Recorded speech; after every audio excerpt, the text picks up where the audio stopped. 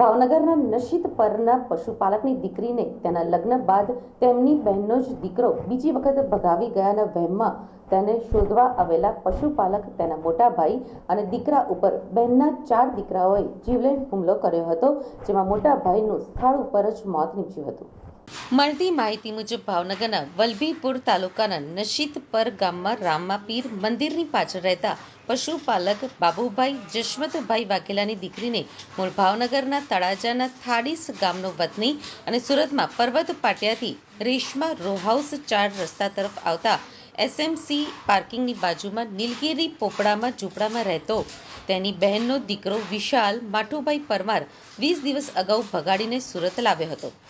ત્રીજા દિવસે પિતા બાબુભાઈ, મનસુખભાઈ અને ભાઈ વિક્રમ સુરત આવ્યા હતા અને વિશાલ પાસેથી સોનાનલી વતન પહોંચી 7 થી 8 દિવસમાં તેના લગ્ન મોરબીના વાંકાનેરના ગારેડા ખાતે રહેતા યુવક સાથે કર્યા હતા.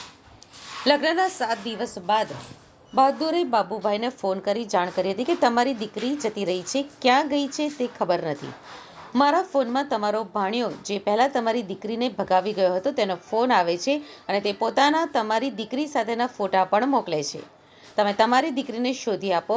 આથી ગત 7મી એપ્રિલે સવારે 11 વાગ્યે બાબુભાઈ તેમના મોટા ભાઈ મનસુખભાઈ અને પુત્ર વિક્રમ સાથે ફરી સુરત આવ્યા હતા. તેમણે સગીર ભાણિયાના ઝૂંપડા પાસે પહોંચ્યા હતા અને હાજર સગીર ભાણેજ, તેના ભાઈઓ વનરાજ ઉર્ફે વનુરો, મુકેશ ઉર્ફે પ્રકાશ અને શૈલેષ ઉર્ફે હાદાને દીકરી અંગે પૂછતા ચારેય ઉશ્કેરાઈને લોખંડના હથોડા, સળિયા, પાઇપ, પથ્થર અને લાકડા વડે બાબુભાઈ અને મનસુખભાઈ પર હુમલો કરતા વિક્રમ તેમને બચાવવા વચ્ચે પડ્યો તો તેને પણ માર મરાયો હતો.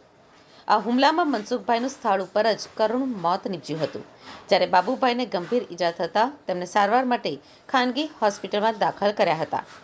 આ બનાવની જાણ થતાં જ દોડી ગયેલી પુણા પોલીસે વિક્રમની ફરિયાદના આધારે ચારેય ભાઈઓ વિરુદ્ધ હત્યા અને હત્યાના પ્રયાસનો ગુનો નોંધી તેમની ધરપકડ કરી હતી.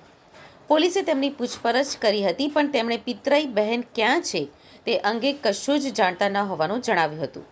તે દરમિયાન પોલીસ તપાસમાં સામે આવ્યું હતું કે બાબુભાઈ વાઘેલાની દીકરી તેની સાસરીમાં જ છે. જોકે તે થોડાક કલાકો માટે સાસરીમાંથી દૂર જવાના કારણે ભાણિયા ઉપર જ શંકા કરી સુરત આવતા આ આખો જ હત્યાકાંડ સર્જાયો હતો.